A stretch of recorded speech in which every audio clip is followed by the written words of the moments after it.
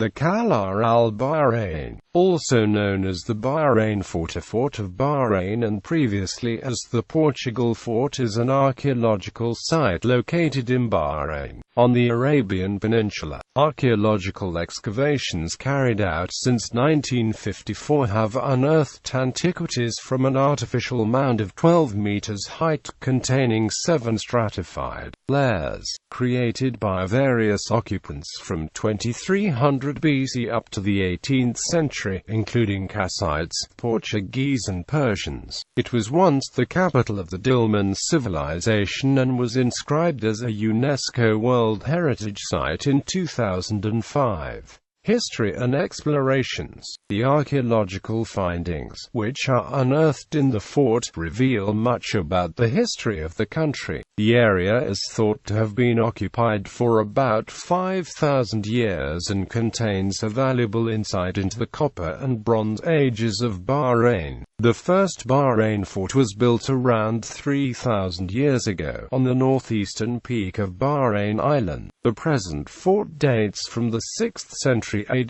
The capital of the Dilmun civilization, Dilmun was, according to the Epic of Gilgamesh, the land of immortality, the ancestral place of Sumerians and a meeting point of gods. The site has been termed as Bahrain's most important site in antiquity. The first excavation at the site was carried out by a Danish expedition led by Geoffrey Bibby between 1954 and 1972, and later by a French expedition from 1977.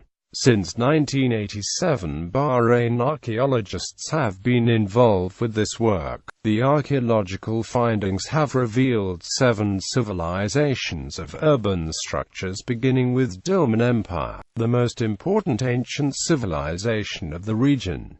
The Danish expedition revealed that it was a notable Hellenistic site. Geography. The fort and the Tel Qal'at al-Bahrain is built on, are located on the Bahrain Island, on the northern seashore. On a clear day it is also seen from Sa. It stands like a sentinel near Manama, the capital of Bahrain. It is 6 kilometers away from Manama on the fertile north coast. The Tel is the largest in the Gulf region and was built close to the port and by reclamation of seashore land. Description. Qal'at al-Bahrain is a typical Tel, an artificial mound created by many successive layers of human occupation. The strata spreads over a 180,000 square feet area, which encompasses the Tel. This testifies to a continuous human presence from about 2300 BC to the 16th century AD. About 25% of the site has been excavated, revealing structures of different types: residential, public, commercial, religious and military. They testify to the importance of the site as a trading port over the centuries. On the top of the 12-meter-high mound, there is the impressive Qal'at al-Bahrain, which gave the whole site its name, Qal'at, meaning fort. As the site was the capital of the Dilmun civilization, it contains the richest remains of this civilization, which was hitherto only known from written Sumerian references. The site contains many areas and walls, including San Necropolis, Al-Hajjah Necropolis, Kassite Palace, Madamat Hermon Necropolis, Madamat Ice Necropolis, Al-Maksh Necropolis, Palace of Arperi, Shakura Necropolis, and the northern city wall. The ruins of the Copper Age consists of 2 sections of the fortification wall surrounding streets and houses, and a colossal building on the edge of the moat of the Portuguese fort in the center. Barbar pottery has been unearthed around the walls of the central building, dating back to the same age as the Barbar temples,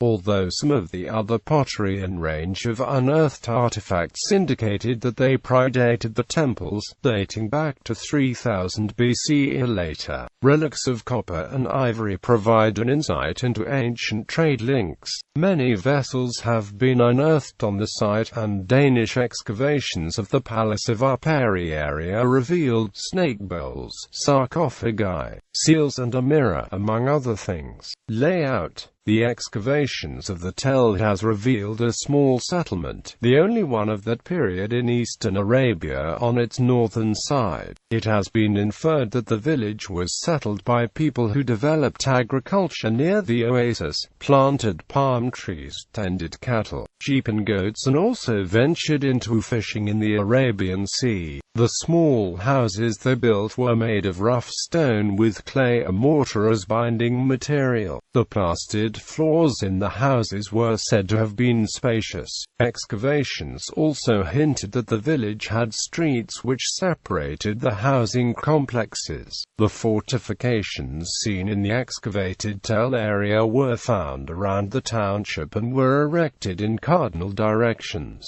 The fort walls are seen now only in the northern, western and southern slopes of the tell, and the eastern side is yet to be excavated. The fortifications covered an area of 15 hectares, and the walls were built with varying thickness by using stone masonry, and had gates which allowed transport and passing through, such as of donkey caravans. The fortifications were frequently raised, as noted from the gates erected at 4 levels. The latest gate had 2 polished stone pivots which fixed to double-leafed gate. The western wall was seen well preserved for a length of 9 meters.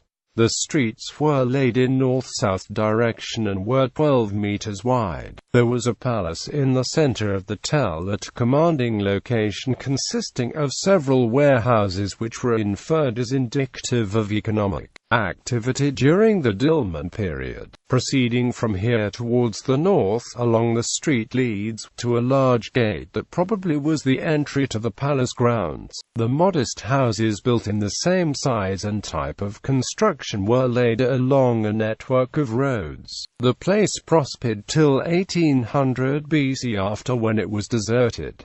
Eventually the town became covered with drift sand from the sea. Antiquaries. Metal artifacts found in the tell were limited to copper pieces, fishing tools and a socketed spearhead. A workshop of 525 meters size was also identified where copper casting, 2-piece molds and wax molds were found. Small and large crucibles used for melting of metal were recovered in substantial quantities, indicative of large-scale manufacture by professional artisans. The copperware was then traded in surrounding countries such as Oman and Mesopotamia. Dilmun stamp seals were also recovered from the excavations. Pots and vessels were also recovered. Pots were used for cooking, while the large vessels for food import from Oman and Mesopotamia. Artifacts found there indicates the location. These include a cuneiform inscription and hematite, both of which link to Mesopotamia, steatite bowls to Oman, and carnelian beads, a stone weight and a few potsherds to the Indus civilization.